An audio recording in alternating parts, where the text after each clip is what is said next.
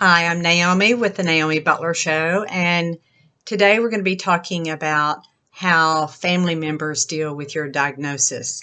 And this has been on my heart for a while. Before I get started, I want you to see one of my paintings. This is color song number 2 that is also part of my art painting videos on my YouTube channel. And so if you are interested in art, go watch those. It might help you relax. It's therapy for me.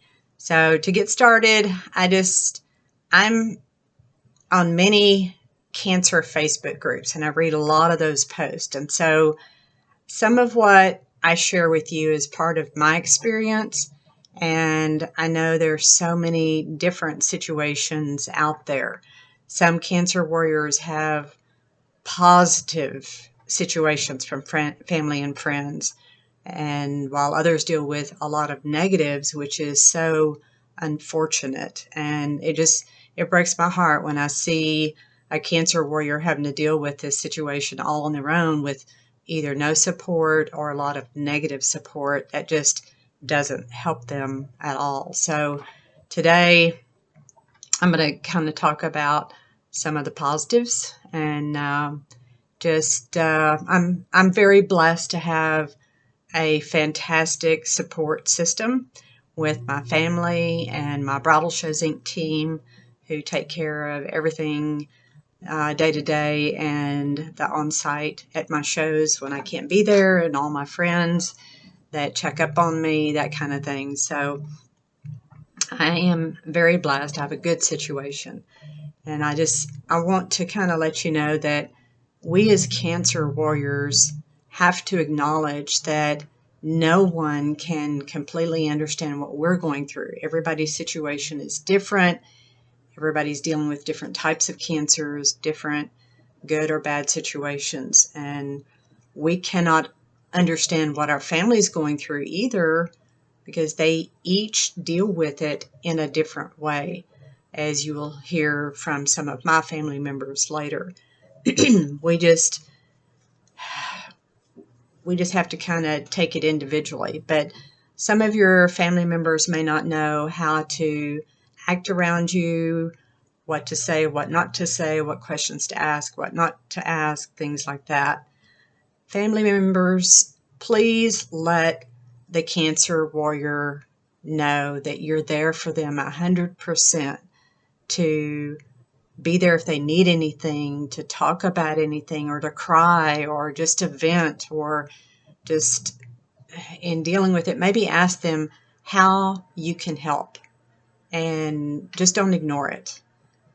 But make this sincere that you're there for them all the way through. Don't just start being there for them at the beginning and then back off. If it even looks like they're doing well with treatments, or things are going good or not so good, stay with them 100% all the way through. The cancer warrior is also in shock in the beginning when they're told they have cancer. I remember for a week right after I was told I had cancer, and I had a lot of people calling me to find out how I was doing, and because I'd posted it, and I cried for a solid week with anybody I talked to. I couldn't stop crying.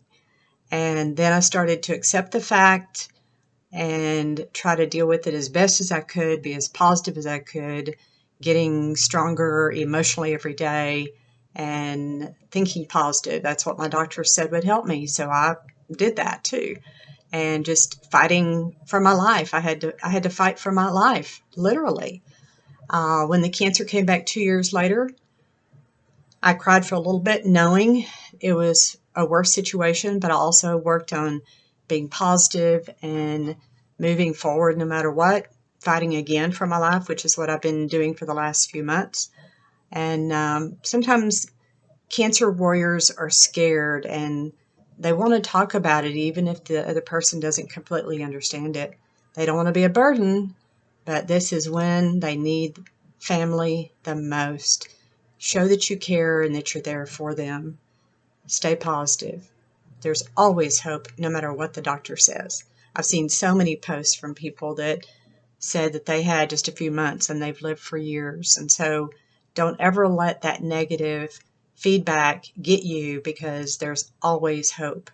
Stay in touch. That's I think the biggest piece of advice I could give, because even without cancer, life is short, and relationships and communication are so important in every area of our life, especially when you're dealing with cancer. What if you ignore the cancer warrior and they get worse and you don't know? You will wish you stayed in touch. Sometimes it helps talking with family members, even if they're long distance. FaceTime, remaining in their lives as much and as normal as you can. That helps me so much, staying in touch with my family and talking with me, hearing their voices. Y'all, that just means the world to me. Love them, talk to them, and hold them when you can.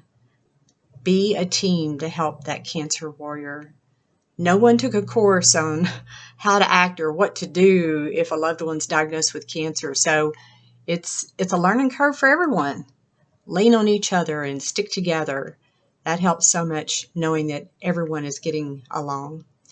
I want to talk about caregivers, because they're there 24/7. And they go through a lot. They go through a lot physically and emotionally. They see all the pain and the fatigue and everything that the cancer patient is going through. And caregivers, need to take care of themselves no matter what, and take a break when and if they can, because it's a heavy load that they're carrying. What really helps everyone is believing that God is in charge, that prayers really work.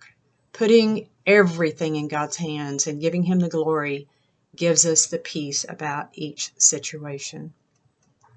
When I asked my family their feelings about dealing with the cancer diagnosis, they gave me some of their thoughts that I want to share with you. And I may be reading some of them because I've got them right here. My daughter had a real tough time. She still does. and she wrote quite a bit here. It says, hurt, disbelief, anger, helpless. It affected me and the boys so much. They had to be strong for me so I could be strong for you. I still am angry about it because I know it just doesn't go away forever. I ask all the time, why her? You didn't deserve that. You were the last person to deserve that. I don't think I've accepted it. That I live here, wasn't there every day to help you because she's in Arizona. The what if it comes back. I was scared to see you because I didn't want to see you like that. I wasn't strong enough because you're the most important person in my life. I questioned God. You have tried to teach me to give it to God. She said, all of this is just not fair. You changed a lot. It's hard to see your mom go through that and coming out looking like a different person. I don't know. It's hard to explain. I feel like I lost a part of you. Your kids have a tough time, and that was my daughter. And my son, Brian, sent me this information. He said, I deal with information as it is presented to me. I'm also an eternal optimist. I hurt because of the pain you were going through, but I knew it was temporary.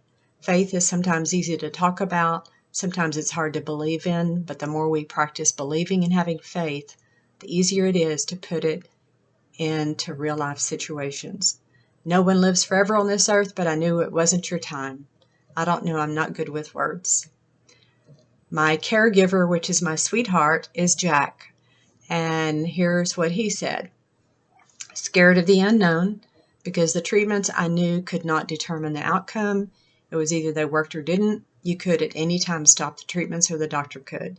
A lot of different outcomes that had no guarantees. I really can't say I coped with it. I just accepted the fact that I could not change anything. Just a good support person with no strings. Then he gave some advice to caregivers. He said, be patient and slow to talk. I had to remind myself that the treatments could interfere with your thinking. Slow talk or think about what I was about to say. The next three are my grandsons, and they are in Arizona too. Zach is my oldest grandson. He is about to be 21. He says, at the beginning I was super scared. I didn't know what to expect. I didn't know if you were going to make it. Every night from the day we found out, it was weird around the house. The whole mood had changed. I didn't really understand anything at the very beginning until my mom and I sat down and talked about everything. When I was helping you, because he was here for a little bit of the time, helping me there probably 2 years ago when the first diagnosis happened. And he said it was hard because I knew you needed rest, but I also knew you didn't need to be in bed all day, but that was part of your recovery, was you slowly getting back to your normal ways. The first week was really tough because I didn't know how hard to push you and didn't know how to help because I wanted to help as much as I could. Once we started playing games and going on drives and we went shopping one day, that was a really happy day for me because I felt like we accomplished a lot in your activity. Then we go to the office, that's back when we had an office, and you were working and getting beat in card games. Today I'm in such a better headspace about it because you really showed me how tough you were and you were never going to give up. I remember when you could barely swallow and chew, but the determination to get your calories in each day was really amazing and something I needed in my life. Not only were you dealing with recovering from all your treatments, you were showing me to never give up. And in that time, that's what I really needed. I love and appreciate you so much, Grandma. Hunter is my middle grandson. He is about to be 17 and going to graduate high school next year. He says, at the beginning I was a little worried, but also confident that you could get through it physically and mentally. I didn't understand much about it. I was never told much about it because I felt the more I knew, the more I would be worried, and I wanted to stay confident in you. Today I'm proud of how you got through cancer while still helping people and striving to better yourself, even though you were in a terrible condition. And Ryder, bless his heart, he is actually about to be 13. He said, at the beginning, I didn't know much of it. I just knew any day you could pass. Then, like a month later, I understood it more, and I know that you were fighting it. Then a little bit later, I knew it was getting better, I think, and I was happy that you were getting better. What he was talking about is the very first one. They said the tumor was so close to the brain that it could happen any moment while I was in treatments, and that's what he was talking about. My sister is older than me. There's only 2 of us left. Nobody above us is left anymore. And her name is Sharon. She said, all I can say is I pray then and now for your healing and your continued healing. I'm thankful for God's continued presence in your life. I'm feeling better about your situation than I was at the start. I love you, and love is at the foundation of my feelings. All of this to say that how our family members deal with everything can be different for each person. And I'm just praying for all cancer warriors to have a good family support system. If you are one of those that are blessed with a good family support system, I am so grateful and so glad. If you are not, adopt one. Adopt different people to be your support system. Find someone that can be in your corner that can help you, even if it's to make a phone call every day to see how you're doing. Find somebody and adopt them. It can work. I'm just praying for all cancer warriors and pray that you be strong and that you continue to have hope and continue fighting as best as you can every single day. Stay positive. That does really, really help. Thank you for listening, and if this video has helped, I have 17 other cancer videos that can help anybody dealing with cancer. Please pass it along to anyone you know dealing with cancer. And if you want to subscribe, click the notification bell so you'll be notified when I have new videos to publish.